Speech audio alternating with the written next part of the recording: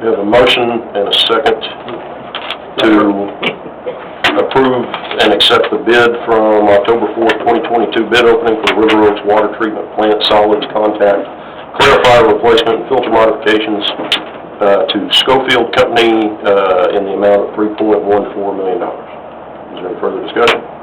You understand that I have the money put back for this? Yes.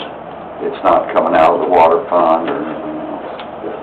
One thing we'll need to do, sir, is I believe you approved that interlocal agreement with Fort Worth by resolution. If I'm correct, we'll need to have that back at the next meeting. Okay. Yeah, we'll be talking to them, so we'll have it back at the next meeting for appeal. All in favor say aye. Aye. None opposed? Thank you. Thank you. Thank you. No adapters, and make sure the metal can handle it. We don't want to do this in another 2 or 3 years again. Yes, sir. We won't be doing that. Mr. Gregory, he has a notice of award. It's made out in my name, but do you need to sign it or the mayor? Mayor. Okay. Okay, I can adjust it. Okay, thank you. Move to item number 11, discussion and or action regarding request by Darren Halk, owner of Roofing Solutions, for a variance to the 2015 International Fire Code as adopted and as amended, requiring a Knox box rapid entry key box to be installed on his business located at 5500 Meandering Road. Marvin? Do you want to present this first, Mr. Howell? Me or him, It don't matter. let him. Okay. Chief Shelley?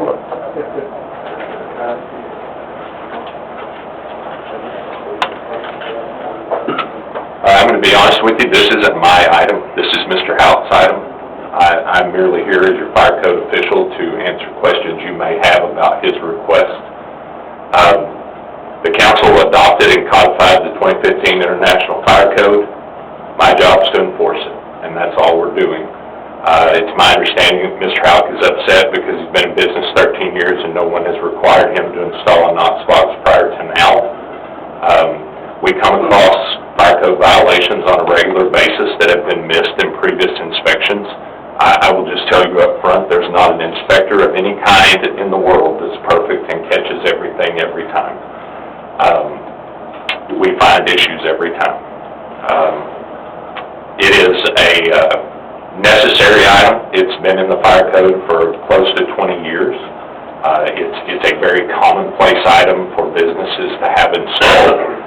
And our crew was out last week and made notice that there wasn't one on the building and wrote it up. And that brings us to tonight. I'm happy to answer any questions, and like I said, I know that it's been missed in the past. Since our pay department's been in place in 2019, we're working to try to be consistent about getting to every business every year. As you know, our folks next door are pretty busy, so those inspections get interrupted fairly regularly, but we try to stay on top of those as best we can, and without a full-time fire marshal to do things like that, it's a little bit tougher, but we'll continue to enforce the code as you've adopted. Have you encountered pushback before from other business owners? Oh, yes, sir. Yes, sir. And once they're informed that it's not an option, that they have to add it, and that their only option is to request a variance from this body, they generally comply. We've not had to issue any citations for a Knox box, to my knowledge, since I've been here. Nothing's come to the council, remember? I'm going to be honest with you, this is the first time in 32 years in the fire code that I've stood before the council on a variance to the fire code. All the businesses along here, they all have Knox. No, they do not all have them, but we are working diligently with each one as their inspections come up on our inspection calendar. They will be pushed forward. It is my understanding, after visiting with my staff over the last few days, and I'm not looking to throw anybody under the bus, but when the code was adopted back several years ago, they were advised by the then mayor that he only wanted them to enforce the Knox box on brand new buildings. And that is not what's in the code. It is in the code just like a fire extinguisher and an exit sign is in the code to be enforced on our commercial businesses. What is the cost of a Knox box? Depending on the size of the box they have to buy, it's between $300 and $600. It is a hardened steel box that is keyed to the keys that we carry in the fire engine that only fire department personnel can get into. And the intent of the box is twofold. One, it's rapid entry for the fire department in the event there's a fire alarm or another emergency in the building, and it prevents us from having to tear the door off of the building to get in the building. And historically, a commercial building, you're looking $1,500, $2,000 to replace a commercial door in the event something like that happens. But every one you go to now, you're requiring that. Absolutely. And that was my direction I to the just staff. have seen them on many buildings around Sure. here, that's why. Steve has been enforcing them on all COs for several years. Prior to even prior to me coming back in 2019, he was enforcing that on new COs. But, like I said, some of my staff that's been around a while, they were operating under that erroneous direction that it should only go on brand new buildings, and they have since been informed otherwise. How often do y'all inspect these buildings? The goal is to inspect them annually. I went back and looked at Mr. Houck's file, and prior to our inspection the other day, unless the paperwork's just missing, we were there in September of +20 was the last time we were there, so it had been 2 years. Do you think now that we're fully full-time, plus we've got 4 on, are we going to be able to meet annual? We have a calendar with every single business on it, and we're working through that calendar. I'm not going to tell you that there won't be a business from time to time that falls through the cracks because they're on their way there and catch a run and don't get back or what have you. But our intent is to hit every business every year. And again, we're not looking to cause grief for anyone. We're simply enforcing the code as this council adopted it and trying to make sure that we're keeping our business owners and residents safe. There is, as I recall, a fee for that, so does the front office do the billing, or do Correct. they handle that? Yeah, that all goes through the permit finish. Sure. Okay. Anything else I can answer? And this is just standard safety protocols in all cities, everywhere? I mean, this is a fire... It's part of the International Fire Code, and that is the adopted code in most communities. I'm not going to say every community, but in most.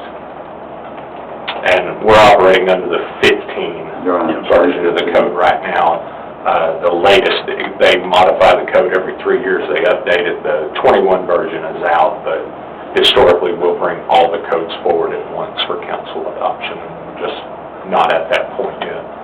Our next one will be going to 2018. We meet with them usually every 3 years to go over that.